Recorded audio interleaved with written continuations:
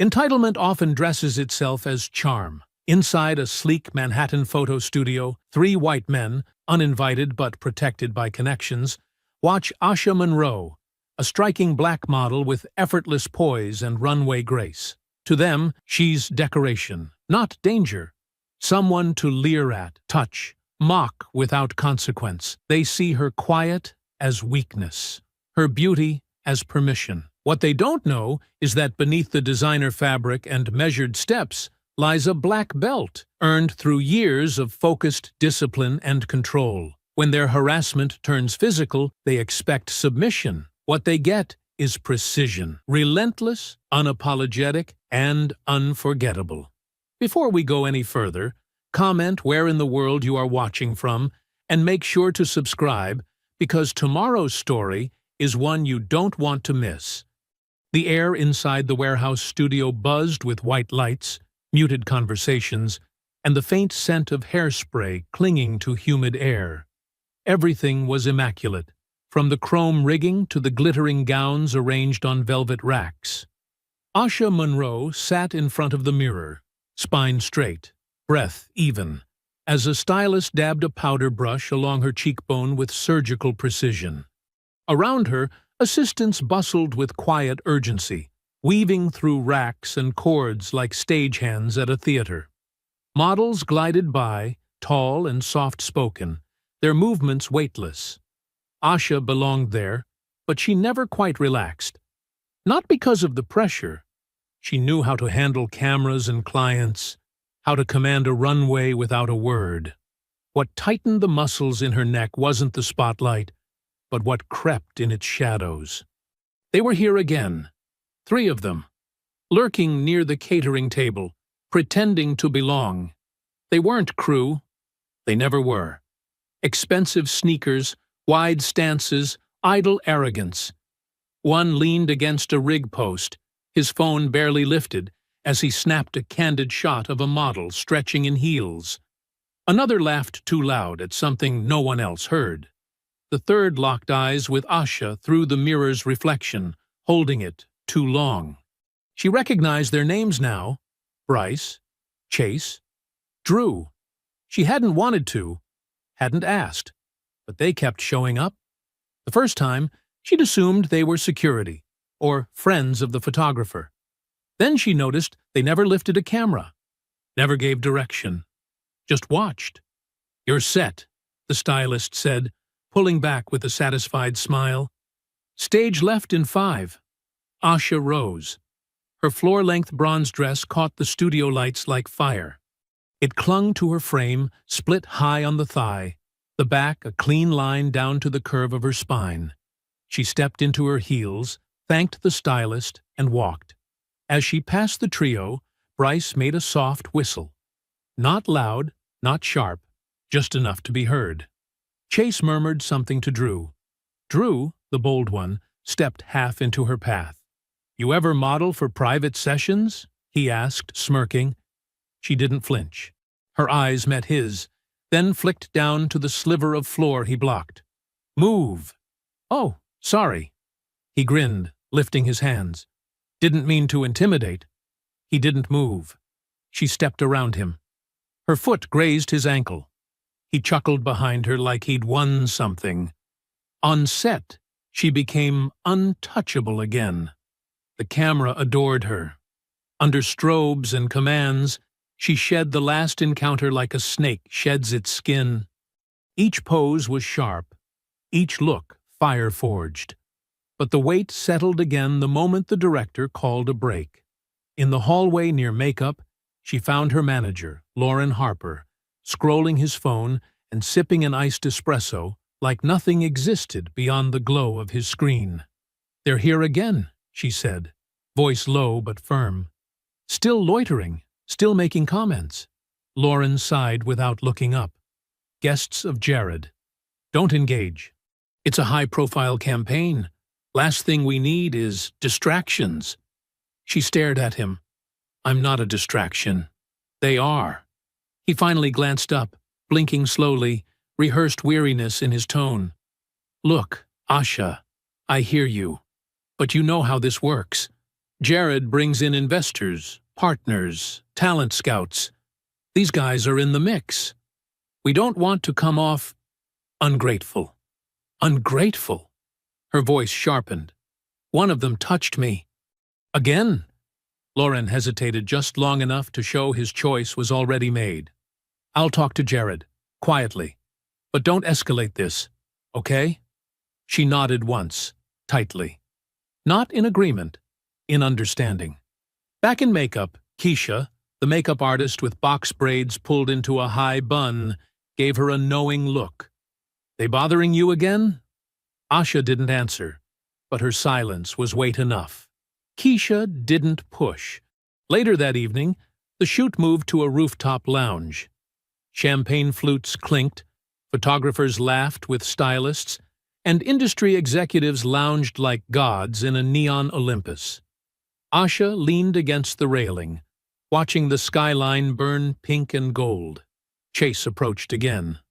No preamble, just a grin and a lean too close. You know, Jared says you're the real deal, but sometimes real talent needs a little grounding. She turned. Back off! He smiled like she'd flirted. Don't be like that. Everyone's watching. Let's not make this a thing. Then take your hand off my hip. He held it a second longer, just enough to say, you don't control this. Then he laughed and sauntered away, disappearing into the cluster of execs and hanger-ons. Asha exhaled. Her fingers twitched. Every instinct screamed to act. But this wasn't the dojo, and she knew how the world would spin the headline, Model Snaps on Party Guest. Inside, Jared raised a glass to her from across the lounge, as if congratulating her for putting up with it. Her skin crawled. That night, Asha went home alone. She peeled off her dress, changed into gym clothes, and knelt on the wooden floor of her apartment. Her GI jacket lay folded nearby. Her black belt rested on top like a promise. She closed her eyes, breathed deep, and began to stretch. Not to forget, to prepare. The next time someone touched her without permission, they wouldn't walk away, grinning. The apartment where Asha Monroe lived was small, but every inch of it felt intentional. Hardwood floors swept from the door to the wide window that overlooked the Harlem skyline, where city lights flickered like restless stars. Her bookshelf held a curated blend of old fight manuals, photography anthologies, and novels with bent spines. The one wall she kept bare was dedicated to a single framed photograph. Her first championship win at 17, wrapped in her GI, teeth bloodied, eyes alight. Next to it, pinned in the corner like an afterthought, hung a modeling comp card, all clean cheekbones and commercial poise, as if her two worlds didn't speak the same language. But they did. At least, they did for her. Asha's father, a retired MTA driver, had signed her up for Shotokan karate at age 6 after she came home crying about a boy who pulled her braid and called her Gorilla Girl. Her mother had argued that she needed books and self-esteem, not violence, but her father had seen something else. Not anger, but fire. By 15, Asha had broken her first rib in a sparring match and kept fighting through it. By 18, she'd earned her black belt. At 21, she walked into her first agency casting wearing thrifted heels and a cheap dress, and left with a contract that promised a different kind of battle altogether. Modeling didn't require strikes or throws. It demanded silence, the ability to exist in other people's visions, to shrink or swell to the size of someone else's fantasy. Her body became a product, her skin a trend. Some days, she could almost believe the illusion, until something broke it. Like when the photographer asked her to pose with a little more aggression. You know, give me urban queen energy. Or when a hairstylist wrinkled her nose at Asha's coiled curls and muttered, no heat tools strong enough for that kind of texture. Or when, during a casting, a scout called her skin tone gorgeous, almost like roasted mahogany. as if she were a piece of furniture. Keisha Duma was the only person on set who didn't flinch at Asha's eyes when they filled with heat. They'd met 3 years earlier at a NYFW side gig. Both hustling, both watching. Keisha moved through the chaos of shoots with the confidence of someone who knew every hidden current. She wore combat boots under her stylist apron, swore in French when she dropped her brushes, and always carried a folding fan she used more as punctuation than cooling. "You good?" Keisha had asked the second day of the rooftop shoot, glancing over her palette as Asha sat down for touch-up. "They're still here," Asha murmured. Keisha didn't need names. "You want me to say something?" Asha gave a slight shake of the head. "Not yet." But the tension had begun to calcify, creeping into the shape of every day. The three men, Bryce, Drew, and Chase, weren't just lingering anymore. They were present. After parties were worse, loose with alcohol and unspoken rules. They'd appear at tables uninvited, laugh with executives like they were old college friends. Asha began skipping the events altogether, but it didn't stop them from turning up early to shoots, sauntering backstage like they owned the place. One time, she came out of wardrobe and found Drew seated in her makeup chair, legs spread, scrolling through his phone like it was his office. Another time, Chase stood behind a rack of gowns, silently watching her undress into a bodysuit, pretending to talk to someone on a Bluetooth earpiece. She told herself to stay focused. She told herself they were just cowards playing power games. But fear didn't always arrive like a scream. Sometimes it slipped in like a shadow behind your spine and stayed quiet. The moment that broke something open came on a Wednesday afternoon. The studio was buzzing with prep for a campaign shoot for an international fragrance brand. Stylists darted between models, and the air was thick with talk of lighting gels and lens changes. Asha had just finished wardrobe and was moving toward makeup when Bryce intercepted her in the hallway. He didn't say a word at first, just stared. Then, as she tried to sidestep him, he leaned in, too close, and said, "You got legs like you know what to do with them. Too bad you walk like you're better than everybody." It wasn't the words. It was the calculation behind them, the quiet daring in his eyes. He was waiting for a reaction, measuring how much he could get away with. Asha froze, not because she was afraid, but because fury crashed through her so fast it momentarily stole her breath. Her instincts screamed to break his grip, to drive her elbow back into his chest, to move. But the camera crew was 30 feet away, and someone was filming behind-the-scenes content, and she could already imagine the edit. Unstable model, lashes out. Diva moment ruins shoot. He grinned when she said nothing. His smile said, "That's what I thought." She walked past him without another word. After the shoot, still in full makeup, she stormed into Lauren's office. He looked up from his laptop, surprised at her expression but already formulating that practiced calm he wore like cologne. "They cornered me again," she said. This time, Bryce made a sexual comment. "Physical proximity. This is consistent harassment. I need to know what you're doing about it." Lauren leaned back, fingers steepled, the picture of false concern. "Asha, look, I don't doubt your experience, but these guys, they're friends of Jared. They're investors in the agency. We don't technically employ them, and we can't control every social interaction on a set." She blinked. "That's your answer?" "I'm saying they're guests.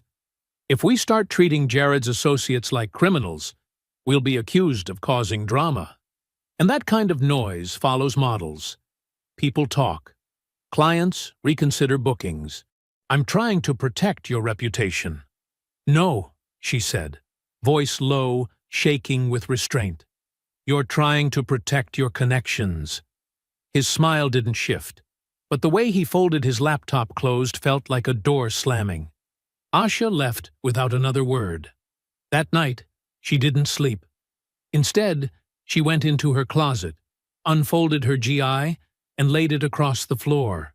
The cotton was soft but strong, stained with the sweat of years. She sat before it like a priest before an altar and began her breathing patterns. Not for peace, not for silence.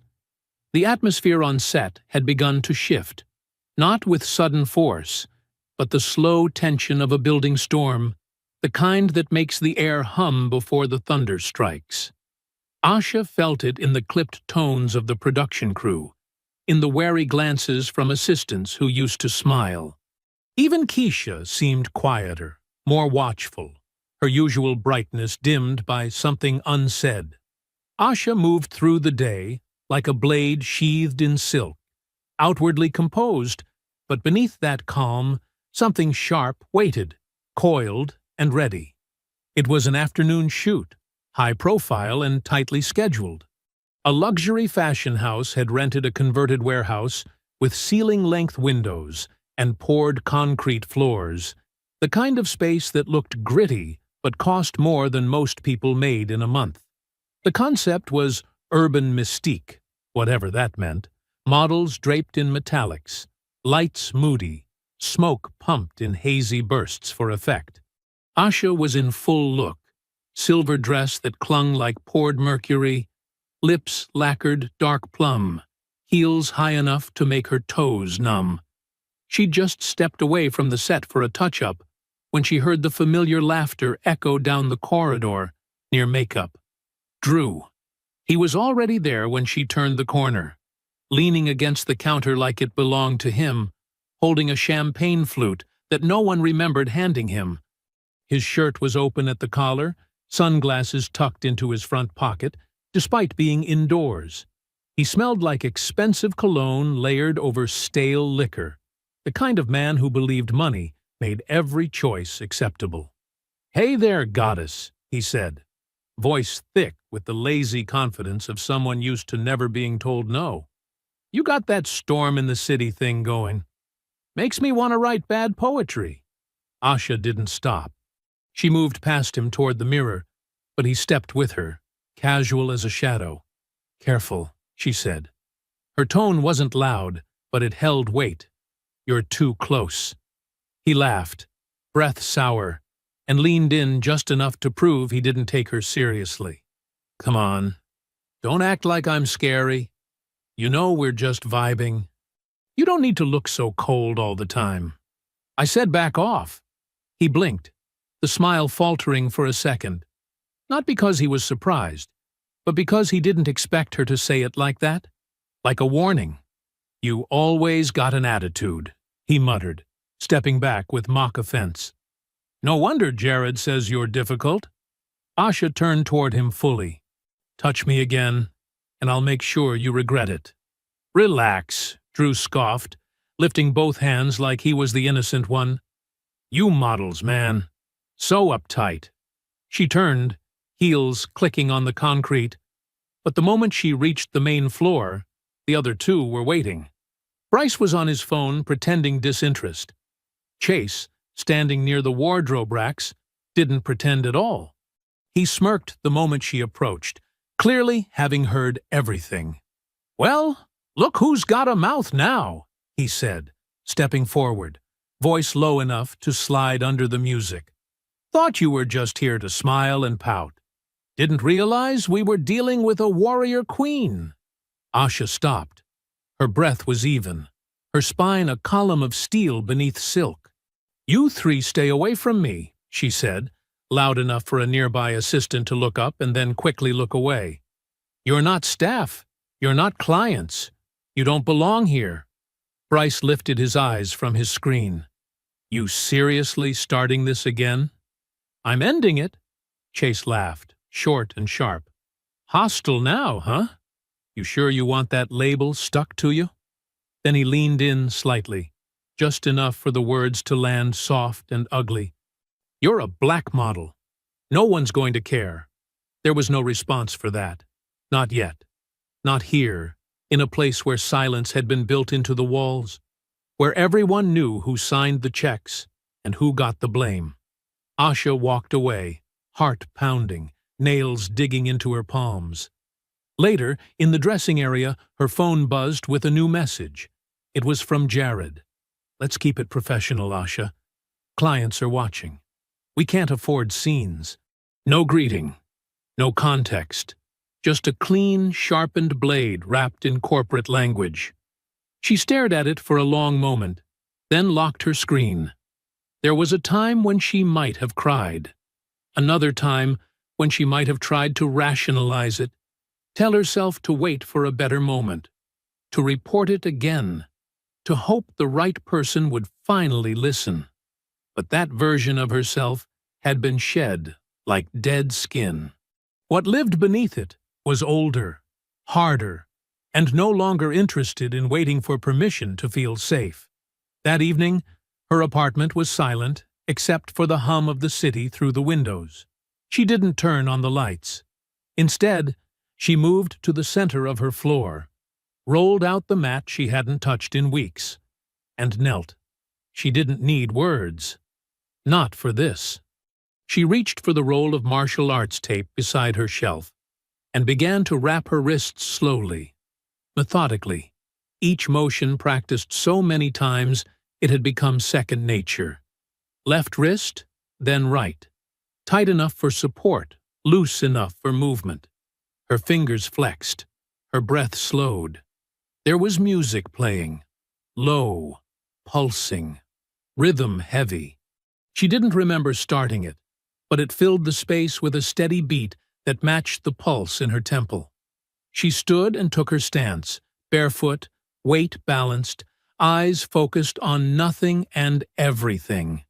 Shadowboxing alone in the dark, she let her muscles remember what the world wanted her to forget, that she was not delicate, not here to be watched, that her body was not only meant to be styled, painted, posed, it was a weapon, a shield, and hers.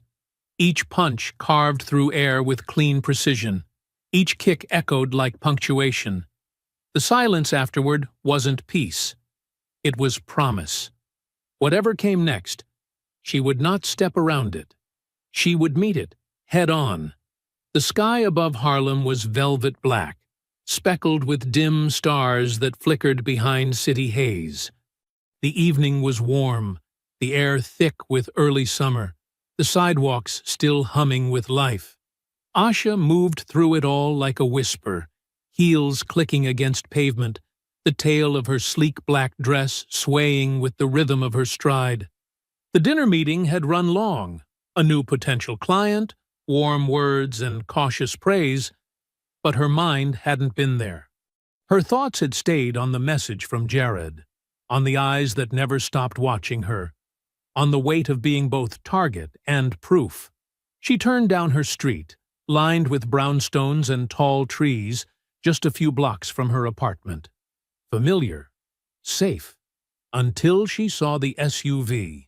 It was parked just ahead, engine running low, headlights off, windows tinted. She slowed, scanning instinctively, that flicker of unease climbing from her spine to the base of her neck. Her pace didn't change. Her posture didn't betray her. But inside, every muscle had shifted to high alert. The passenger door opened with a lazy creak.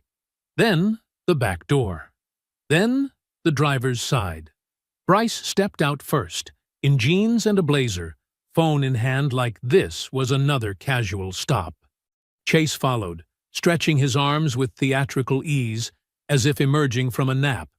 Drew shut the driver's door, glancing down the street, hands in his pockets, his walk light, loose, too practiced. They didn't speak right away. They didn't have to. Their presence said it all. "Late night, huh?" Bryce said as he approached, voice smooth with mock concern. "You walking around like it's sweet out here." Asha didn't stop. Her eyes flicked between them, calculating angles, terrain, distance to the nearest lit window. She kept moving, chin high, arms close to her body. "You don't want to do this," she said, calm, firm, not breaking stride.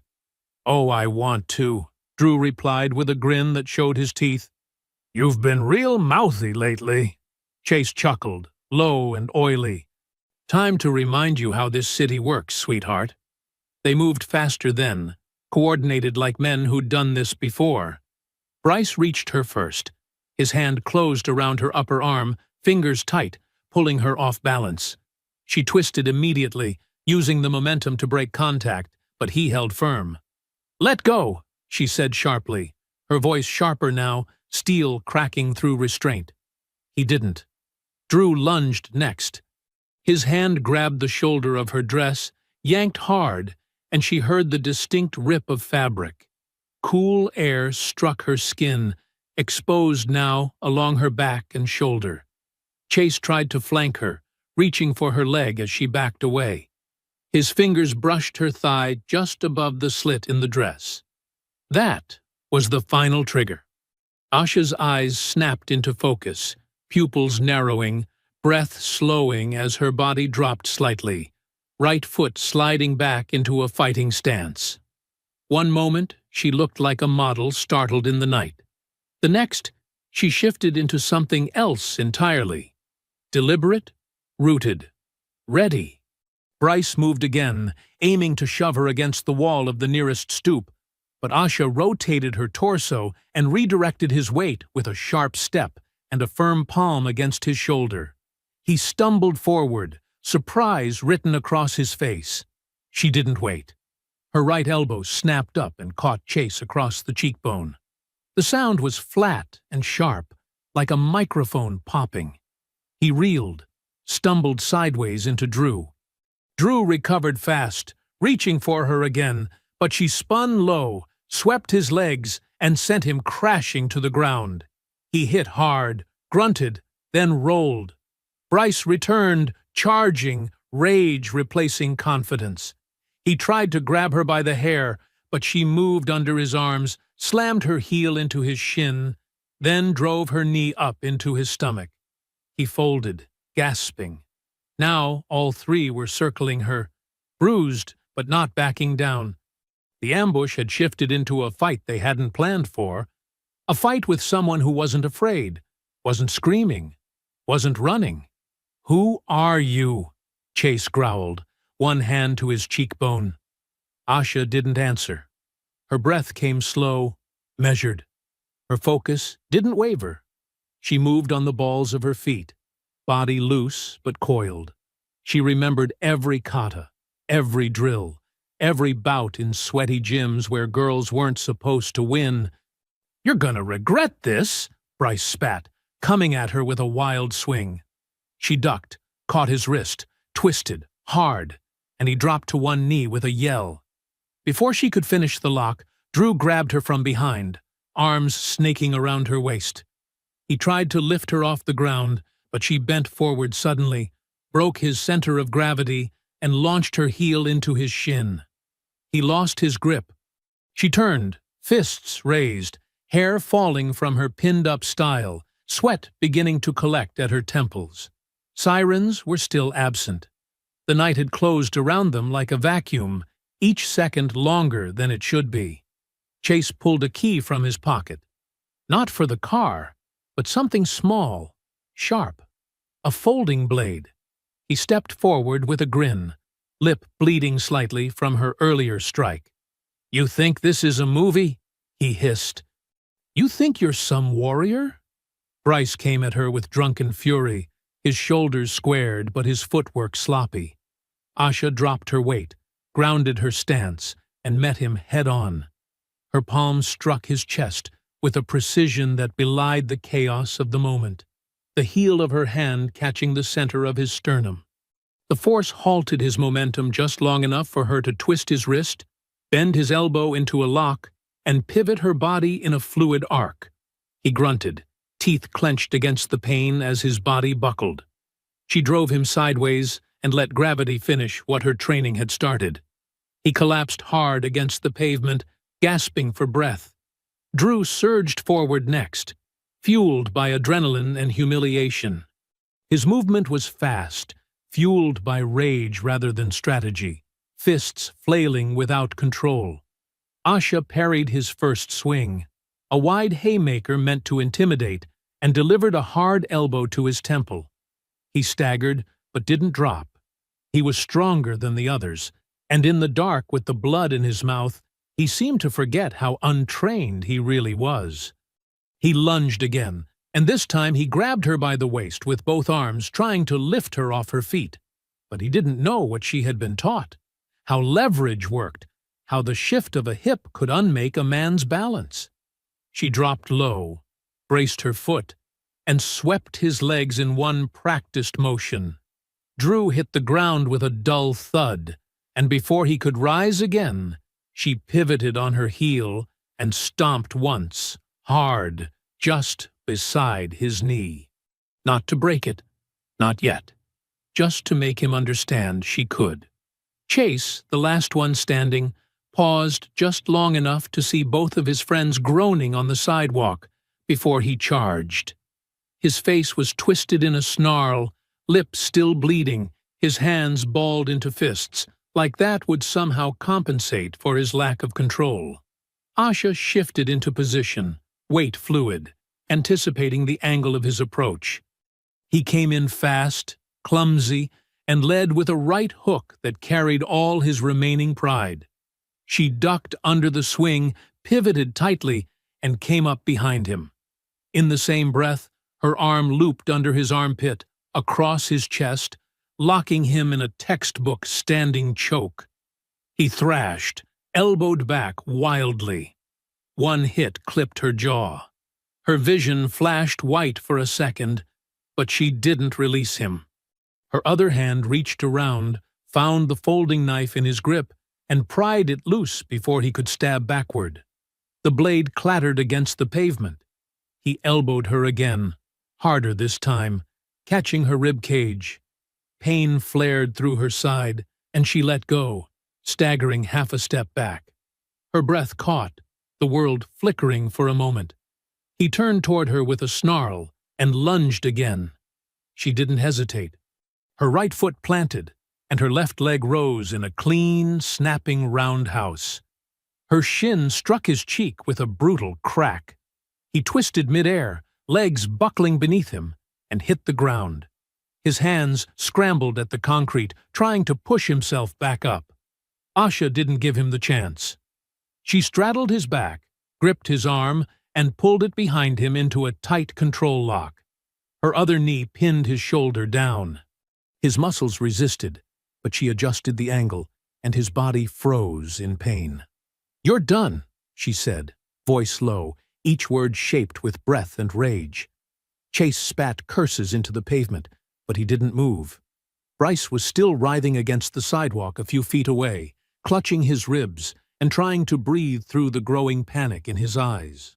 Drew had rolled to his knees, blood dripping from his lip, his chest heaving, eyes darting around the street like he might run, though even he knew it was too late for that. From somewhere above, a woman screamed. A window slammed open. Another shouted, "I'm calling the cops!" Lights flicked on in sequence, glowing rectangles in the rows of brownstones that lined the street. Curtains shifted. Cell phone cameras emerged. Someone turned on their porch light. Asha's arms didn't waver. She held Chase down, the bones of his wrist grinding against the lock, her breath steady, sweat trailing down her temple. Her dress hung in torn folds across her back, one strap hanging loose, blood drying near her collar. The quiet hum of violence still clung to the air, thick as smoke. Drew finally shouted, voice hoarse, "She attacked us! Somebody help!" "She's crazy," Bryce added, louder but more breathless. "We didn't do anything." But no one was stepping in. Across the street, a man in his 30s filmed with one hand and held his phone to his ear with the other. "Yeah, 3 of them. Big guys. She fought them off. They tried to grab her." "Yeah. No, she's the one who got jumped." Another voice, higher, female, called from a second-story window. "We saw it all." "She didn't start it." Chase squirmed beneath her, trying one last time to twist out of her hold. Asha leaned in slightly, forcing his shoulder into the pavement. "Keep moving, and I'll dislocate it," she whispered. "I don't care how loud you scream." He froze, not in compliance, but in fear. From down the street, the first faint wail of sirens floated into the air, still distant, but approaching fast. Asha didn't lift her eyes.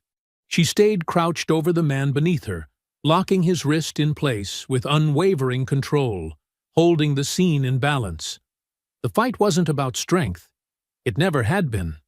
It was about refusing to be erased. The sirens grew louder, sharpening from a distant warning to a full-force arrival as two cruisers turned onto the block with strobing urgency. Red and blue light spilled across the brownstones, coloring the faces of neighbors who stood on porches, leaning over balconies, filming, watching. The SUV that had brought the violence now looked exposed under flashing lights, its doors still open, its engine idling like a guilty accomplice. Asha remained crouched over Chase, her grip firm on his wrist, his shoulder still locked beneath her weight. The moment the first officer stepped out, tall, broad-shouldered, wearing a neutral expression, she slowly released the hold and stood, lifting her hands to show she posed no threat. Her body ached, each joint registering impact, but her stance was composed, eyes forward, blood drying along her brow, bruises blooming under the studio makeup that had barely clung through the brawl. Behind her, Chase groaned and rolled onto his side, cradling his arm. Bryce sat hunched against the curb, hands on his knees, chest heaving, his confidence drained. Drew had taken refuge by the SUV, leaning on the passenger side door, his shirt stained and wrinkled, face marked with swelling that would bloom worse by morning. "They attacked me," Chase called out first, voice laced with feigned pain and righteous indignation. "She went crazy. She started screaming and hitting us. We didn't do anything," Bryce added, louder now as another officer approached. "We were trying to calm her down. She just snapped out of nowhere." Drew nodded along, clutching his side like a stage prop. "We were just talking to her. Then she jumped us. All three of us. Look at us." The officers didn't move immediately. They looked to Asha. She didn't raise her voice. She didn't plead. "She was walking home," came a voice from the second-floor window of the nearest brownstone. A woman leaned out, one hand gripping her phone, the other still recording. "I saw the whole thing. They jumped out that car and went straight for her. One of them grabbed her arm. Another tried to pull her dress. She warned them," said a deeper voice from across the street. A middle-aged man in a hoodie stepped into the light, nodding toward the officers. "She told them to back off. They didn't. You want proof? I've got it." He held up his phone, the screen still lit, thumb hovering over the playback icon. A younger man, no older than 20, crossed the street slowly, phone raised like a trophy. "I caught them before it even started," he said. "They were sitting in the car with the lights off, watching her walk. One of them pointed and said, 'Now watch this.' Got it all recorded." The first officer, a black woman with her badge clipped to the front of her vest, took the boy's phone and studied the video. Her eyes narrowed slightly as she listened. Asha watched her watch it. The officer said nothing, but her shoulders squared as the truth settled in. The second officer approached Bryce and motioned for him to stand. "Hands where I can see them." "What? Are you serious?" Bryce stood unsteadily. "We're the victims here." "She has a weapon," Chase shouted, pointing toward the knife on the pavement. The officer glanced at it. "One of you brought that knife," he said, calm but absolute. "And the video shows it." One by one, the men were cuffed. None of them went quietly. Chase protested the loudest, his voice rising with every click of steel behind his back. "Do you even know who I am? I have friends in the department. This is insane. She lured us. This is entrapment. Bryce spat on the ground and said nothing else. Drew looked away from Asha as he was escorted to the cruiser, jaw clenched and bleeding, the last trace of smugness gone from his face. A paramedic approached Asha gently, asking if she was injured. She nodded slightly, her voice calm despite the sting in her ribs and the ache in her neck. Left temple, cut. Some bruising. I'll be fine. Another officer took her statement, clipboard in hand, listening carefully, never interrupting. She answered every question clearly. What happened? What was said? When she had first seen them? How long they had been harassing her? She gave names, details, facts, not anger, not tears. There would be time for those later. For now, clarity was power. The neighbors lingered, murmuring in small groups. One of them handed her a bottle of water. Another offered to walk her home. She declined kindly, assuring them she was okay, even though her body trembled slightly from the crash of adrenaline beginning to drain. By the time she stepped away from the flashing lights, her phone buzzed in her purse. Loren. She almost didn't answer, but something told her to hear what he had to say. Asha, came his voice, breathless and tense. I just saw a post. Something about a fight? Please, please don't post anything yet. We're trying to contain this. I haven't posted anything, she said, voice flat. Good, good, Lauren said quickly, then softened his tone as if rehearsing empathy. Look, just don't make this into a bigger deal. The agency's on your side, but we have to be strategic. Jared's already asking questions. Clients might get nervous. Just stay off socials. Let us handle it. Her grip on the phone tightened slightly. She stared out at the street where 3 men had tried to drag her into a car, where she'd bled onto the sidewalk defending herself, where strangers had believed her faster than the people paid to protect her. Thanks for your concern, she said finally. Then she hung up. She didn't look at the screen again. She didn't need his permission. Asha walked the rest of the way home under the still flashing lights, her heels in one hand, her torn dress clinging to her skin. Her reflection flickered briefly in a passing car window, not as a victim, not as a broken woman, but as something steadier, quieter, and far more dangerous than they'd expected. Her body ached. Her face stung, but her voice had never been clearer, and the silence was done answering to anyone. The morning after the attack, the sky was pale and cloudless, the city bleached in early sun like nothing had ever happened. But inside Asha Monroe's apartment, the energy was electric, quiet, focused, and razor-sharp. Her body moved slowly from room to room, sore from the fight. Each bruise a reminder not just of violence, but of survival. She wore a simple black hoodie and sweatpants, hair pulled back, makeup stripped away, face bare and bruised beneath the morning light. She sat at her kitchen counter with her laptop open, her phone beside it, both screens glowing.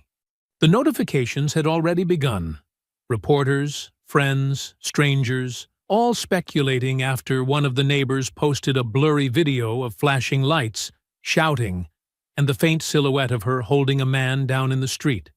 The caption simply read, "She warned them." But speculation wasn't enough. Truth had to be deliberate.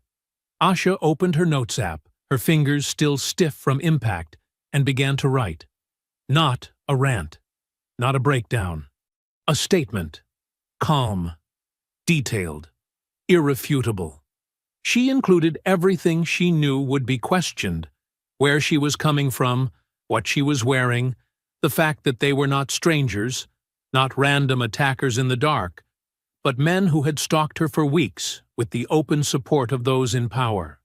She named the pattern, the comments on her body, the hands on her back, the dismissals when she spoke up, and finally, the night they decided she no longer had the right to say no. She never asked for pity. She never demanded sympathy. She just told the truth. When she was done, she read it 3 times, each pass sharpening the language, cutting out any softness that might be used to undermine her. Then she attached a photo of her bruised face, not glamorized, not styled, just raw and honest, and hit post.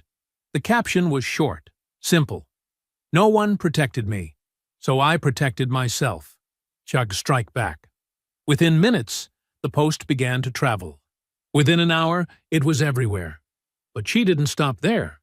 She opened her saved files, screenshots she had quietly collected in the weeks leading up to this, waiting for the moment when silence would no longer serve her. She uploaded the email she'd sent Lauren on May 5th, detailing the behavior of Bryce, Chase, and Drew during a campaign fitting. She posted her follow-up, dated May 11th, with no response. Then she shared the text from Jared Locke himself, sent late one evening after she declined to attend an after-party. The message read, "You're too sensitive, Asha. Some of these guys are investors. They're not trying to hurt you. You just need to be humbled a little. Let loose." The words didn't need commentary. They sang their own truth. Screenshots followed. A message thread with another model warning her about the same men. A group chat with stylists whispering about how those guys make everyone uncomfortable. But no one wanted to lose work by speaking up. And when she posted a second tweet, "This is what silence gets us." Strike back. The internet caught fire. By the afternoon, the hashtag trended globally. Strike back. The wave moved fast and without hesitation. Other models began sharing their own stories, some with names, some anonymously, some from the very same agency, others from agencies across the country. Black models spoke of being labeled difficult when they refused to be touched without consent, or being told they were too aggressive when they asked not to be groped during costume changes. Makeup artists posted cryptic messages about things they'd seen and stayed quiet about.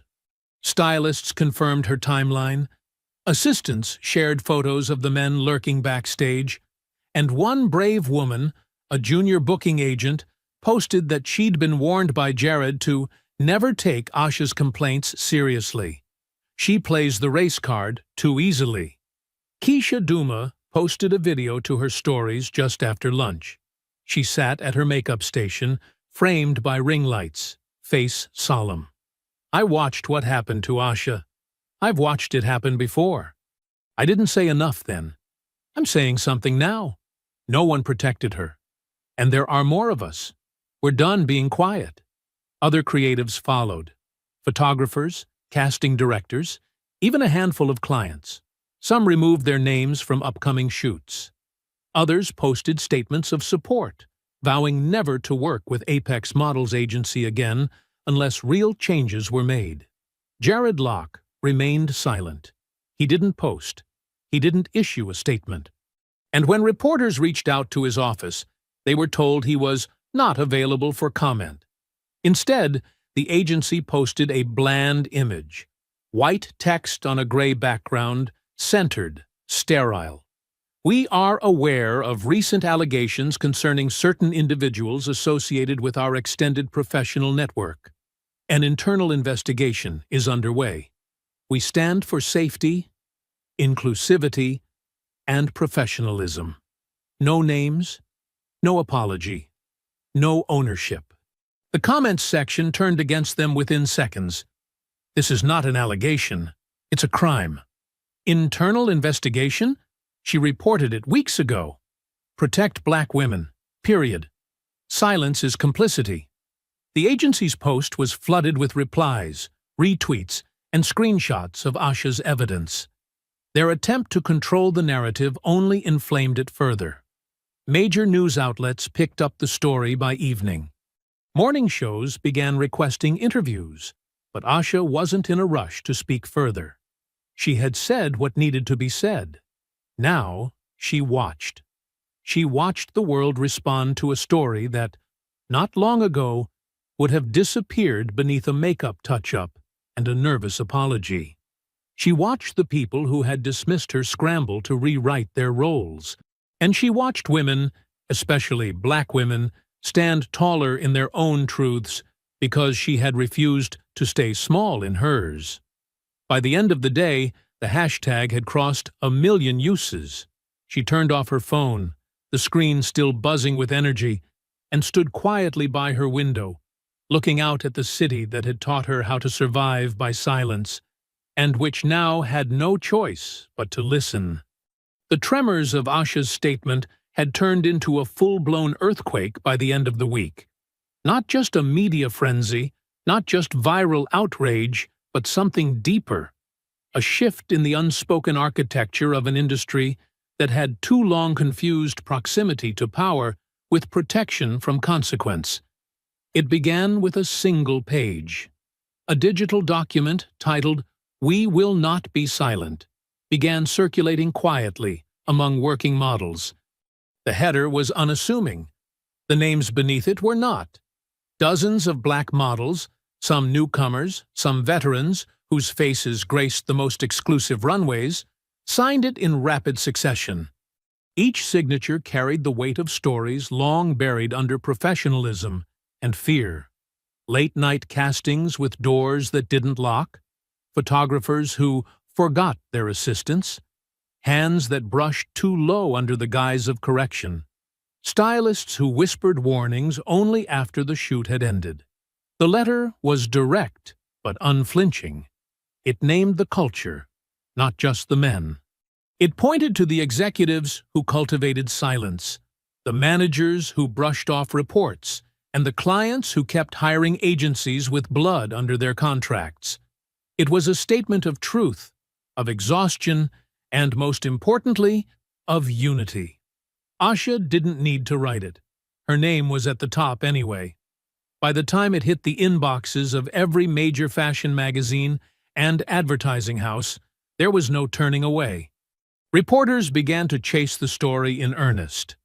Morning talk shows discussed it with wide-eyed anchors quoting phrases like institutionalized predation and racialized complicity in modeling, as if those weren't the same dynamics they'd ignored during previous scandals. But Asha wasn't chasing cameras. She wasn't accepting invitations to go on panel discussions or sit for interviews that reduced her life to a headline. She had work to do.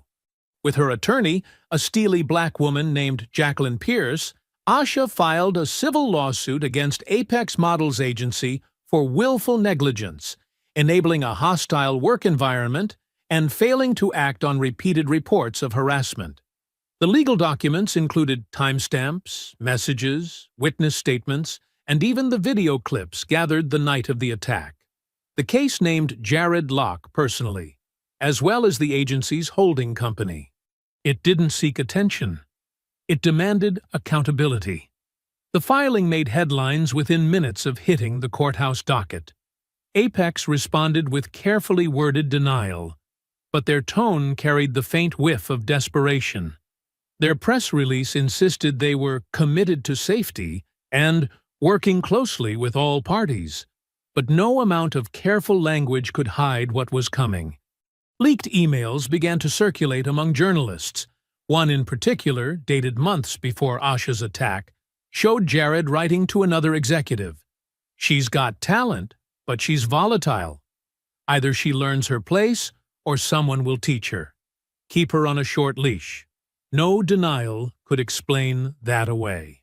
By the end of the second week, Jared Locke was fired from the agency with a 2-line memo that avoided using his name at all. His office was emptied overnight, his name scrubbed from the website, his bio quietly erased. But the internet never forgets, and neither did the women whose lives he helped endanger. Of the 3 men who had attacked her, 2 had fled the city after their release on bail. One of them, Drew, the one caught on video wielding the blade, was charged with felony attempted assault. The district attorney's office made the announcement publicly, citing overwhelming digital evidence and multiple eyewitnesses. His court date was set. His future, once shielded by wealth and arrogance, now hinged on footage recorded by a teenager with a cracked phone screen. Asha never celebrated these developments. There were no triumphant tweets, no victory dances, no camera crews waited outside her building to catch a soundbite. Instead, she moved through her days with the same focused stillness that had carried her through the fight. She gave no interviews. She made no threats. She let the legal system do what it had to do, and she stayed disciplined. She trained each morning in her living room just enough to feel her body again, to center herself. No audience, no performance, just breath, repetition, silence. In the afternoons, she met with Jacqueline, who prepared her for depositions, walked her through legal language, and spoke with the precision of someone who knew every move her opponents would make before they made it. The agency's legal team attempted to push for mediation. They offered a sealed settlement, then another, then a third, higher still. Asha reviewed them all without flinching. She had always known her value. Now they knew it too. At night, she meditated, not to escape the weight of it all, but to sit with it. The bruises had begun to fade. Her skin, once marked by strikes, now glowed in the dim light of her apartment as she held her stillness like a ritual. She let the fear pass through her. Let the rage settle into something sharper. She didn't try to forget the men's faces, their voices, the moments of impact. She studied them, remembered them, not out of hate, but because clarity had become her greatest weapon. People tried to draw her into the spotlight. Major outlets offered exclusive interviews. A streaming platform proposed a documentary. A talk show host sent a handwritten note asking for her voice in this historic moment. Asha declined them all.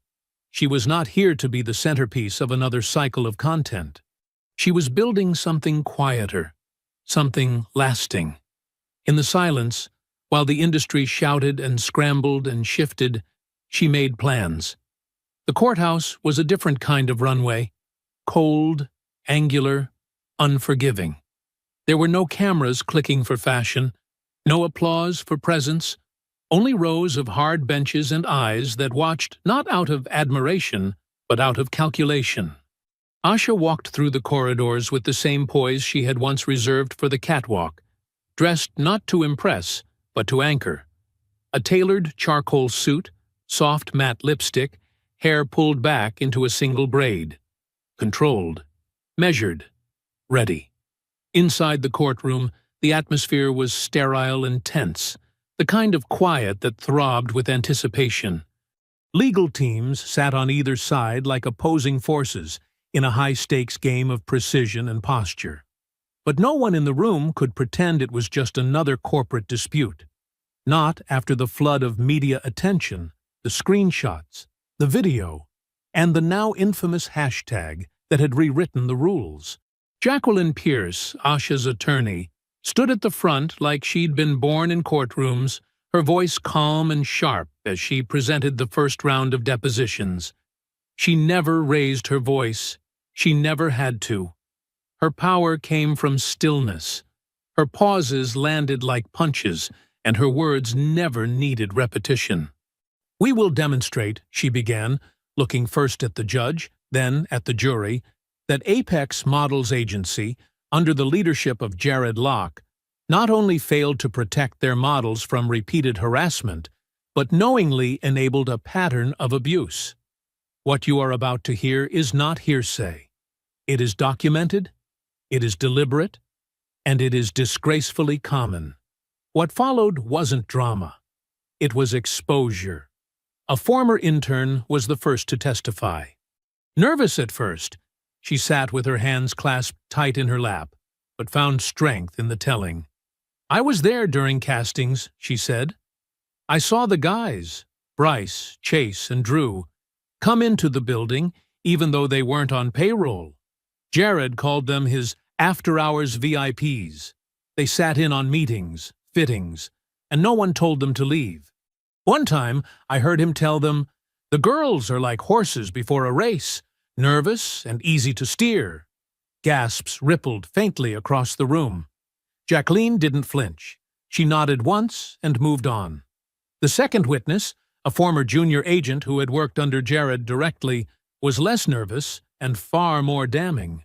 "I was instructed not to pass along any complaints unless they came from white models," she said without hesitation. "Jared said it straight to me. He said, 'The black girls complain too much. Every little thing becomes a civil rights issue.' He told me not to book Asha unless absolutely necessary. He said she was trying to burn the house down from inside." A hush settled over the courtroom. The agency's lawyers objected, called it hearsay, but Jacqueline countered with a printed email that confirmed the exact phrasing. The judge allowed it. The agency's objections were wearing thin. Then came the former stylist, one who had worked on several high-end shoots and often interacted directly with the models. She had nothing to gain. She was still working in the industry. And still, she sat down and spoke, like the truth weighed too heavily to hold any longer. "I told Jared once that the guys made us all uncomfortable," she said. "He laughed and said, 'They're bored trust fund babies. Let them feel important.' I told him Chase cornered Asha in the hallway. Jared replied, 'She's tough. She'll handle herself. Don't baby her.'" Jacqueline waited, then asked gently, "Did he ever address it? Ever take action?" The stylist shook her head. "No. He said Asha needed to learn humility." Another printed message was presented. It read, in Jared's own words, "A little pressure keeps them sharp. Don't reward drama. If she wants to throw punches, she'll get hit back." The judge raised an eyebrow at that. The jury, by now, leaned forward every time Jacqueline stood. When it came time for Asha to speak, the courtroom turned breathless. She walked to the stand with no performance in her steps, no dramatics in her posture. She spoke clearly, her voice still carrying the softness of someone who had learned long ago how to control the emotional tremble just beneath the surface. Her tone never spiked. It never wavered. It simply held. "I reported the harassment more than once," she said. "First to my manager, then to the agency directly. I was told to be careful, to keep quiet, to think about my image. I was told they were guests, and that it would all go away if I smiled through it." She paused only to breathe, not to cry. "They tried to make me feel like I was overreacting, that my safety was a threat to the agency's reputation, that their comfort mattered more than my autonomy. And when I defended myself, when I refused to be hurt quietly, I was called volatile, difficult, aggressive, because I was black. Because I didn't beg."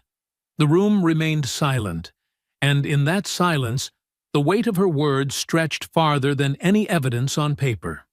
The cross-examination was brief.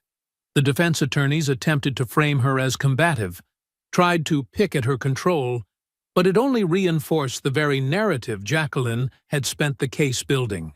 "You seem calm," one attorney noted, "almost like a challenge. Is that how you typically respond under pressure?" Asha looked at him, unblinking. "Calm doesn't mean passive. It means I've already fought the battle you're trying to start." By the close of the session, the court had not only heard how deeply Jared had protected the men, but how thoroughly the agency had designed itself to insulate those who wielded power. The culture exposed wasn't just careless. It was constructed, systemic, and indiscriminate in its silence. Outside the courthouse, journalists crowded the steps. Microphones pointed like weapons, cameras flashing. But Asha didn't stop. She walked past them with Jacqueline at her side, ignoring every shouted question, every request for comment. She had already said everything that mattered. Under oath, in front of the world, in her own voice. She didn't need to shout over the noise. She had let the truth speak for itself. The courtroom was subdued, as if the walls themselves understood the weight of what had transpired within them. The air no longer buzzed with the same tension it had at the start of the trial. There were no more fiery cross-examinations, no anxious witnesses shifting on the stand, no attorneys exchanging cold glances like blades drawn behind smiles. Instead, everything moved with the weary finality of something nearing its end.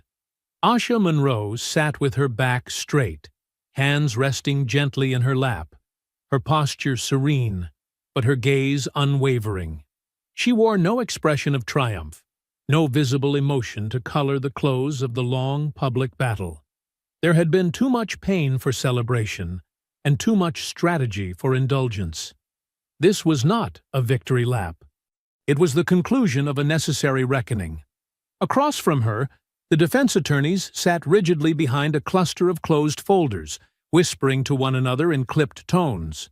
The chairs once occupied by Jared Locke and the three men who had attacked her were now empty. No show of contrition, no final words. Jared had not been present for the last 3 days of proceedings, a calculated disappearance managed by his new legal team in what they likely imagined was damage control. The men were under separate investigation now, facing criminal charges, with their own fate winding down a different corridor of justice. Only Jacqueline Pierce remained composed at Asha's side, her charcoal suit impeccable, her notepad closed, her pen resting untouched. The battle was over, and Jacqueline, always professional, allowed herself the smallest exhale of quiet satisfaction. Not pride, not smugness, just a brief, measured release. The judge, a seasoned man with thinning silver hair and deep-set eyes, cleared his throat. His voice was calm and final when he spoke. After a thorough mediation process and under the guidance of both legal teams, the court has been informed that a settlement has been reached. The terms of this settlement will remain sealed, as requested by all parties involved. He paused, gaze drifting briefly toward Asha, though he said nothing more. This case is now concluded. He raised his gavel and brought it down with a soft knock. There was no drama in the gesture, only formality. Still, the sound echoed gently through the room, signaling that the fight, at least in this setting, was over. Asha blinked once, slowly. She didn't relax.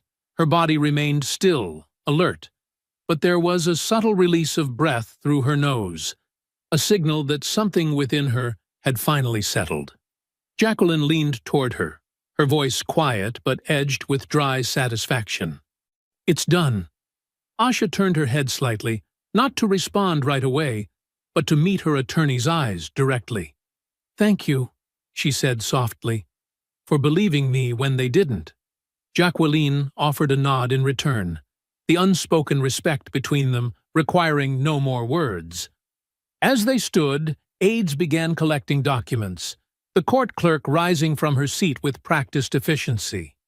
A few spectators in the gallery, some journalists, some members of the legal community, a few quiet supporters, began to gather their things, speaking in hushed tones that buzzed faintly like static behind glass. But Asha didn't move quickly. She adjusted her suit jacket, white and sculpted with clean lines, the fabric firm but flowing, a perfect armor of composure. Her heels echoed with precision on the marble floor as she walked the length of the courtroom. Behind her, whispers were already surfacing. They say the payout was in the high 6 figures. Sealed settlement. But everyone's guessing. Must have been a fortune. Worth every penny to keep her quiet. Though she won't be. Asha heard it, but didn't absorb it. Let them speculate. Let them chase numbers. Define value by zeros and commas. They could talk about money. She would keep talking about power. As she reached the rear exit, the court officer gestured discreetly toward a side door. "Miss Monroe, we can arrange an exit out the back if you'd like to avoid the press." She paused. For a moment, Jacqueline waited for her to decide, but Asha shook her head. "No," she said, her voice firm but even. "I'll take the front." The officer hesitated, then nodded. "As you wish." Together, Asha and Jacqueline stepped out into the corridor. The hallway outside the courtroom was colder, a sharp contrast to the energy left inside. Fluorescent lights cast pale glows over tired linoleum floors, and a few figures loitered nearby. Legal assistants, court reporters, a bailiff on his lunch break. But Asha didn't see any of them. Her focus narrowed to the double doors at the building's front, beyond which waited the gauntlet of reporters, camera crews, and photographers who had swarmed the case from day one. As they neared the entrance, Jacqueline adjusted her cuff and gave Asha a sideways glance. "Once we step outside, it's noise. They'll push for quotes. They'll bait you. You don't owe them anything." "I know," Asha replied. "But I'm not hiding." Jacqueline gave a faint smirk. "Didn't think you would." They reached the final set of doors. Through the frosted glass, the shadows of people shifted and flickered. Voices already leaked in, reporters warming up their scripts, photographers jostling for position, security trying to manage the line. The chaos pulsed just on the other side. Asha took a single breath. Not for nerves, for intention. She had walked into that courtroom stripped of everything people thought she should be. Agreeable, silent, fragile, disposable. She had spoken the truth without apology. And now, she would walk out of it on her terms. When the doors opened, the world outside exploded in flashes. "Miss Monroe, can you confirm the amount of the settlement? Is Jared Locke facing criminal charges? Do you feel this was justice? Will you be returning to the industry after this? Miss Monroe, what would you say to young models watching this case unfold? Was this about revenge or reform?" She didn't answer. She walked. Her white suit shimmered faintly in the sun, untouched by the heat, immaculate in design, deliberate in choice. No tears, no statements, just presence. And the world watched. By the time she stepped into the back seat of the black car waiting for her, the settlement rumors had already begun circulating. High six figures, possibly more.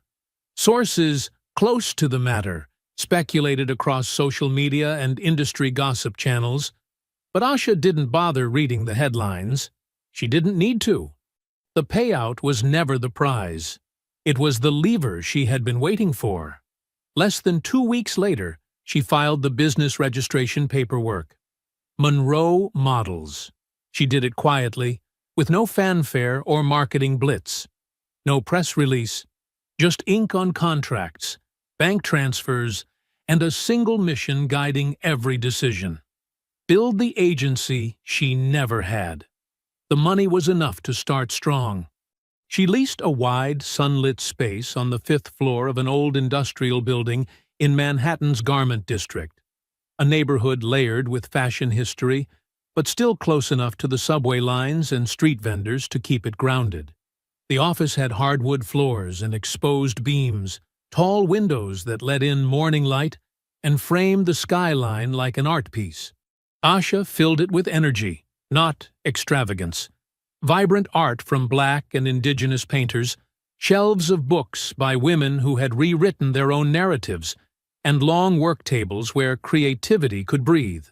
Everything about the agency was intentional. The models she recruited weren't chosen by quotas or filtered by client stereotypes. They came from places other agencies had written off, runways they'd been pushed off of, editorials they'd been passed over for, rooms they were never let into. Women who had once been called too dark, too ethnic, too outspoken, too masculine, too political. Women who had been told they were bad for business because they refused to be silent. They walked into Monroe Models and were told, "You're not difficult. You're uncompromising." That's a strength. Asha set the tone early. Every contract included a strict, non-negotiable harassment policy. Clients, photographers, stylists, anyone working with Monroe talent had to sign behavioral clauses. Violations were met with immediate blacklisting. There were no gray areas, no vague definitions, no chances to charm or bribe their way around it. Trust wasn't extended through lip service. It was earned through conduct. And she didn't build it alone. Her first official hire was Keisha Duma. They met in the new office for the first time since the trial ended. The same woman who had once offered quiet makeup room solidarity now stood in the center of the creative floor, holding a coffee in one hand and a tablet in the other, already pitching mood boards for campaigns that hadn't even been booked yet. "You didn't say this place had light," Keisha said, eyes scanning the ceiling beams. "Feels like it's been waiting for us." Asha smiled, something soft and full-blooming behind her usual control. "Then let's make it louder." As head of creative, Keisha got to work fast. She cast shoots that centered bodies often cropped out of high fashion. She booked photographers from underrepresented communities, insisted on collaborative visioning sessions where models could speak freely about the stories they wanted to tell. She refused to flatten beauty into sameness. Within weeks, the agency produced its first test shoot, titled Body of Truth. It featured models with vitiligo, with scars, with shaved heads and stretch marks and full hips and fierce eyes. It was not a plea for diversity. It was a declaration of reality. The images went viral, not just because they were bold, but because they carried a rare integrity. There was no manipulation, no glossy erasure. The industry took notice. Editorials followed. Small brands reached out. Stylists and designers, many of whom had seen Asha in boardrooms or behind the camera in her quieter years, now watched her ascend with a force they hadn't anticipated. They had underestimated her before. Now they simply adjusted. The office began to buzz, not just with bookings, but with life. New faces arrived daily. Some came with baggage, the sting of rejection still fresh, the fatigue of years spent shrinking themselves for the sake of work. Others carried defiance, energy sharpened by years of being overlooked. Asha welcomed them all the same. She knew their stories before they spoke. She saw the weight in their shoulders, the guarded hope in their smiles. A model named Jamila, 24 and recently dropped from a major agency for being too confrontational, approached Asha one afternoon after a casting. "They said I was a liability," she said. "Because I told a stylist not to touch my hair." Asha didn't blink. "Here, that's policy, not confrontation." Jamila blinked back tears and laughed. "I almost quit." "Good," Asha said. "Almost means you didn't." Word spread faster than Asha expected. Not through traditional PR, but through people. Word of mouth. Whisper networks. Formerly blacklisted models emailed her directly. Some sent long messages. Others sent a single line. "You give me hope." The agency's inbox overflowed. Monroe Models was not just a business, it was becoming a movement. And yet, Asha remained grounded. She arrived early most mornings, before the models. She walked the space, reviewed bookings, met with Keisha to talk strategy. She joined model orientation meetings. She reviewed each new face's portfolio herself. Nothing passed through without intention. Her phone, once filled with cautious outreach from publicists and lawyers, now buzzed with texts from stylists and creatives asking, "Can we build something with you?" She didn't say yes to everyone. She didn't have to. The agency wasn't built on fear of scarcity. It was built on the understanding that abundance grows where safety and truth are allowed to breathe. And somewhere beneath the headlines, the applause, the quiet envy from those who never thought she'd rise again, Asha continued forward. Not for revenge, not for approval, but because she had created something no one else could take from her. Because she had made space where others had only offered silence. Because the runway now began wherever she chose to walk. The collapse of Apex Models was not immediate. It didn't erupt in a single public implosion or a fiery scandal too big to contain. No, the downfall came in quiet, steady waves, subtle at first, then unmistakable, like rot in the foundation of a once polished facade. It began with rumors, slipped into conversations at industry parties, and whispered over wine at gallery openings. People stopped using the word powerhouse when describing Apex. Then they stopped saying the name at all. It started with the models. Some of the agency's most recognizable faces, those with lucrative fragrance deals, glossy magazine covers, and front-row invitations to international fashion weeks, began to disappear from Apex's roster. At first, their departures were spun as amicable transitions or a desire to explore new opportunities. But insiders knew better. They were leaving because they didn't feel protected, because staying meant being complicit in silence that had grown far too loud. What Asha had exposed wasn't just the misconduct of 3 men and 1 executive. She had revealed the culture, calcified and complicit, that had made the abuse possible. And once that truth was laid bare, no amount of crisis management could make people unsee it. Then the clients began pulling back. Luxury brands canceled pre-scheduled campaigns without explanation. Fashion houses, who had once relied on Apex for diverse casting, began courting smaller, more transparent agencies. High-profile sponsors rescinded support for agency-affiliated events. Designers dropped partnerships. And when questioned publicly, they offered polite but clear responses. We are reassessing our professional alignments in light of recent revelations. Within 4 months of the settlement's conclusion, Apex's quarterly revenue dropped by nearly 30%. Their social channels slowed to a crawl. Engagement fell off. Influential fashion publications declined to feature Apex-repped models unless under direct client request. The agency's once coveted Fashion Week slot, a cornerstone of its seasonal dominance, was quietly cut by the organizing committee, citing changes in partner selection criteria. It wasn't personal, they said. It was policy. But everyone understood the subtext.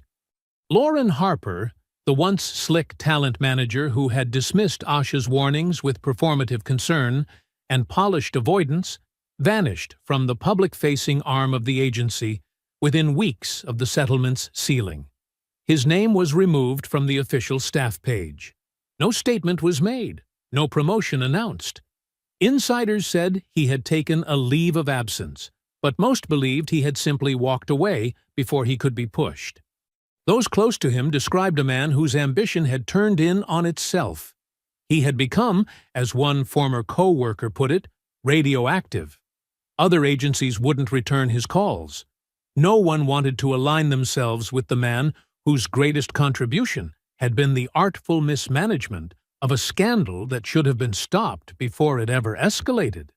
As for Jared Locke, the former executive who had once hovered over Apex like a kingmaker, his fall was sharper and darker.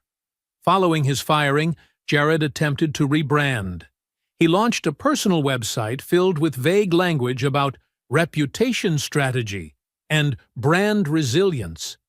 He positioned himself as a consultant for public figures navigating high-pressure optics. The irony was obvious to everyone but him. His firm, Locke Strategies, existed online but attracted no real clients. No press features, no sponsorships, not a single public endorsement. The fashion world, even in its hypocrisy, had learned enough to know that aligning with a man whose emails read like warnings against justice was too dangerous, even for those who had once dined at his table. He made a few appearances at lower-tier PR events, smaller panels, niche industry mixers. People greeted him with polite nods, but few lingered. His offers to collaborate were met with vague promises to circle back. And within months, his name stopped appearing in event invites altogether. He became a relic of the very machine he once helped build. And then there were Bryce, Chase, and Drew. Their names never made it to primetime headlines in the way Asha's had. They weren't photographed leaving courtrooms or profiled in exposés. But they didn't disappear. Their reputations dissolved slowly, dragged under by a flood of footage, testimony, and public outrage that never truly left the internet. They lost jobs. Not just in fashion, many had never held official titles, but in the adjacent fields their wealth and family names had once protected. Invitations stopped arriving. Women crossed streets to avoid them. College classmates and professional peers unfollowed them quietly. Statements unspoken but clear. One of them, Drew, was charged formally, the only one caught with both physical evidence and eyewitness confirmation. His case lingered in legal limbo, delayed by filings and continuances. But the outcome mattered less than the process. His name now lived in court records, and everyone who had ever hired him or entertained him knew it. Chase, for a while, attempted to turn the scandal into a kind of counter-narrative. He gave an interview to an underground podcast, trying to cast himself as a misunderstood man, punished by wokeness. The episode was pulled within 48 hours after backlash threatened to ruin the show's platform. He hasn't spoken publicly since. Bryce, the one who had once sneered at Asha on set with entitled confidence, was said to have returned to his father's business in Connecticut, far from the glittering lights of Manhattan. His name never again appeared in casting spaces or PR guest lists. And though none of them served time, at least not yet, they were marked in other ways. They were the punchline to quiet jokes at dinners. They were the anecdote told by models to warn each other. They were the shadows of a system exposed. Apex, though still technically operational, existed as a husk of what it once was. It had been stripped of prestige, star talent, and the illusion of invincibility. The very institution that once silenced Asha to maintain its grip on relevance now struggled to get a callback from mid-tier clients. Their fall was not a spectacle. It was a slow drowning. And Asha? She didn't gloat. She never commented publicly on their downfall, never posted quotes or interviews mocking their collapse. She didn't need to. Her work, her presence, and the thriving agency she had built spoke louder than any headline. While the old empire cracked and crumbled beneath the weight of its own arrogance, she continued building, brick by brick, model by model, page by page, and she didn't look back. The dojo hadn't changed. The mats still bore the faint scent of sweat and time, and the polished floor creaked in familiar ways when her bare feet pressed into it. The walls, lined with photographs and faded banners, held memories in their quiet corners, memories of stumbles and triumphs, of bruises that healed and lessons that lingered. Asha stood at the center again, the place where she had learned stillness and strike, control and release. No cameras followed her here. No reporters, no flashing lights, no high fashion. Here, she was not Asha Monroe the model, or the woman behind Monroe Models, or the face of an industry reckoning. Here, she was just the girl who had once stood trembling in the same spot, fists clenched and heart thudding, trying to find balance in a world that constantly tried to knock her off center.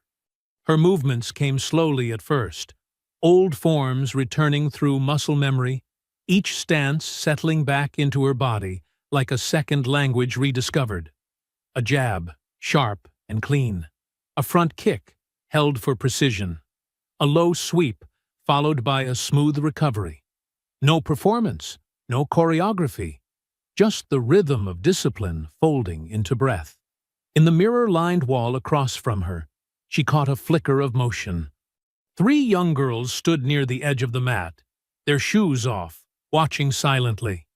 One clutched a water bottle to her chest, the others hovering with that hesitant curiosity children have when they're unsure whether they're allowed to ask something big. Asha paused, turned toward them with an open, steady expression. "You want to try?" she asked, not demanding, just offering. They exchanged glances. Then, as if unspoken agreement passed between them, they stepped forward together. The smallest, no older than 8, looked up and said, "You're the lady from the video, the one who fought those men." Asha nodded once. "That's me." "Were you scared?" the girl asked.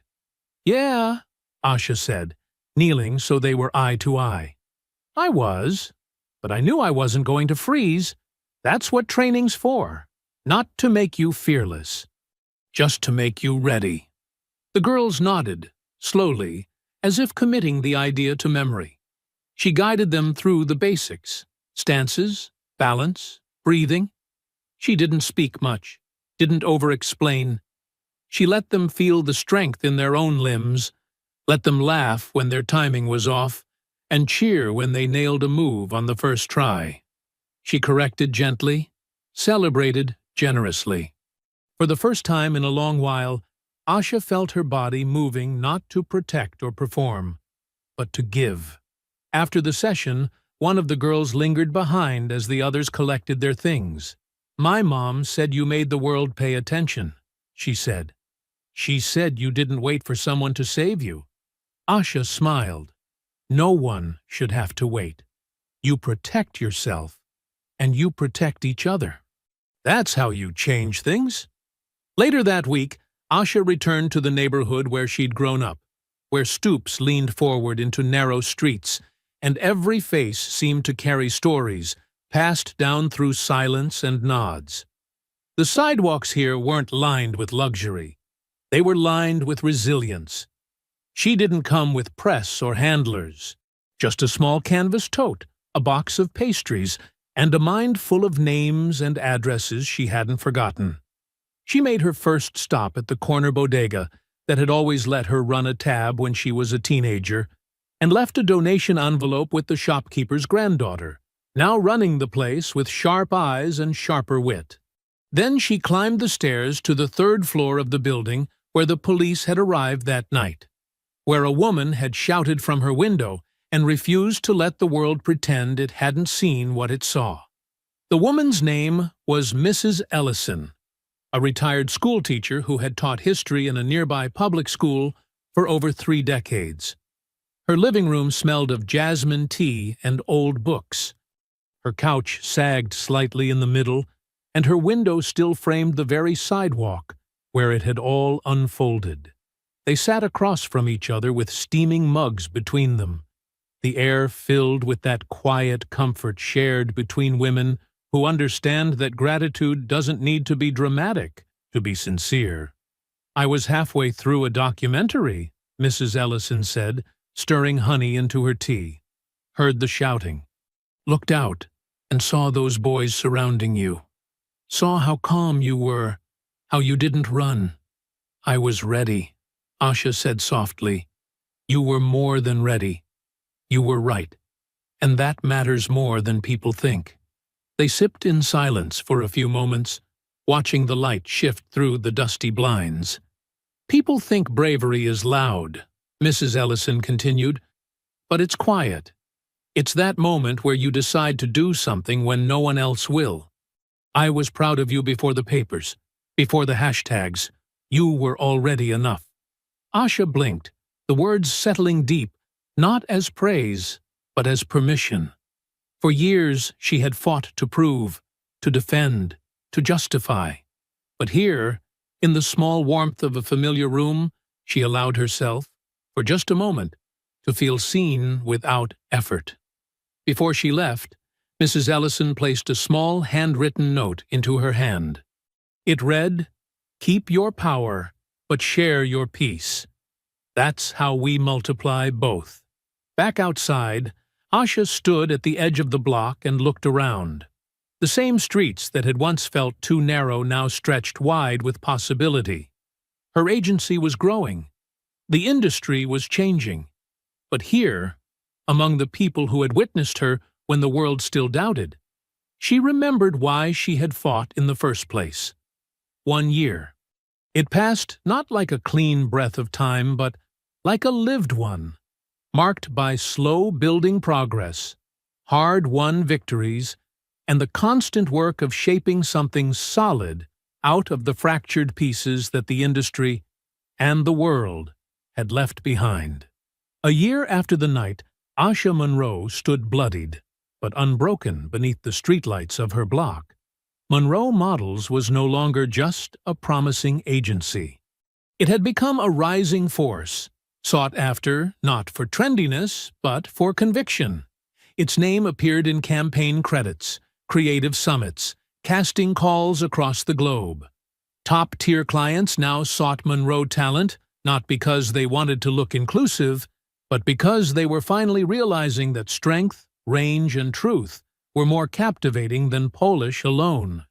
And yet, despite the acclaim, despite the magazine spreads and closed-door offers from investors eager to stamp their logos onto her movement, Asha remained direct, unsentimental. She knew the industry's cycles, how quickly it chewed up newness and spat it out once the headlines faded. So instead of chasing momentum, she built foundation, which made the panel her agency hosted on the anniversary of the attack not just a commemoration, but a declaration. Safety and power in the industry was printed across the backdrop in bold sans-serif letters. The panel was held in a clean, sunlit loft space in Brooklyn, filled with folding chairs that didn't stay empty for long. Models, creatives, journalists, and quiet whistleblowers all gathered, not for optics, but for truth. Asha sat at the center, wearing a black-fitted blazer over a cotton tank, her posture relaxed but unshakable. Keisha flanked her left, and to her right, 3 younger models shared their stories with clarity that made the room still. "We were told to be grateful," one said. "Grateful we were even there." Another nodded. They counted on us being too afraid to speak up. Or too exhausted. Asha waited before she spoke, letting silence stretch just enough to make space for those words to land. "No one should have to trade silence for success," she said, her voice even. "And no one should mistake survival for complicity. The industry thrives on unspoken rules, but we're here to rewrite them. Out loud."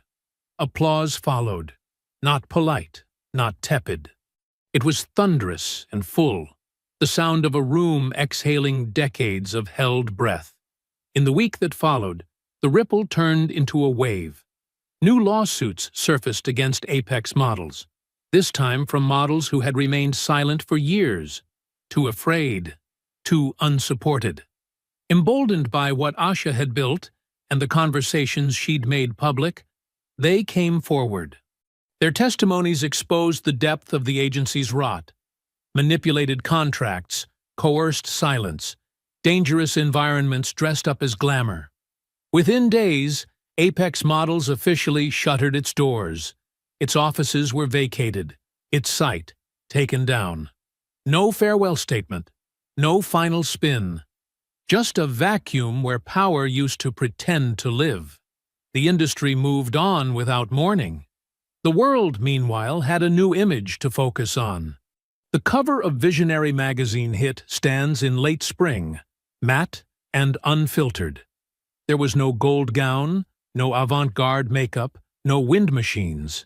Just Asha, seated on a black mat in an empty studio. She wore crisp G pants, her Monroe Models tee loose and tucked, and her black belt tied firmly around her waist. The lighting was neutral, honest, strong.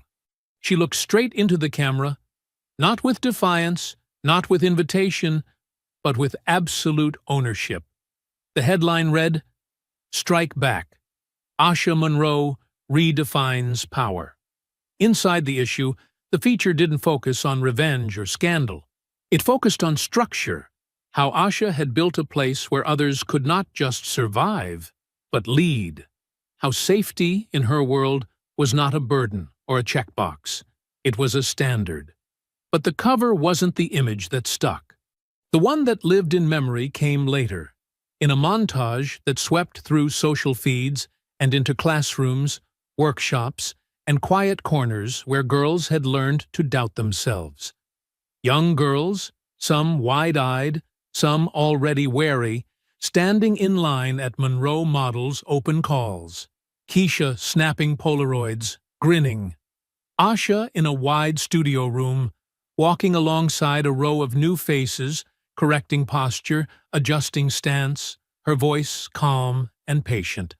Then again, in the dojo, this time surrounded by the same models, now barefoot on the mat, laughing as they practiced joint locks and balance drills. No heels, no mirrors, just strength. It was mentorship not as charity, but as legacy. She didn't teach them to fight so they could strike first. She taught them so they wouldn't flinch. So they would know how to step forward, steady and whole, when the world expected them to shrink. Her voiceover played as the footage shifted to slow, thoughtful cuts. We walk the runway like it's war, and we don't walk alone. Those words were spoken not as a threat, but as a promise. And finally, as the day faded and the office lights clicked off one by one, Asha stepped through the front door of Monroe Models, keys in hand. She paused on the threshold, the city behind her aglow with streetlights and sirens in the distance. Not danger this time, just the rhythm of a place still spinning. She turned, locked the door, and stood there a moment longer. Not to reflect, not to revel, just to breathe. She had built what they said couldn't exist. And now, it would outlive her. I hope you enjoyed that story. Please share it with your friends and subscribe so that you do not miss out on the next one. In the meantime, I have handpicked 2 stories for you that I think you will enjoy. Have a great day.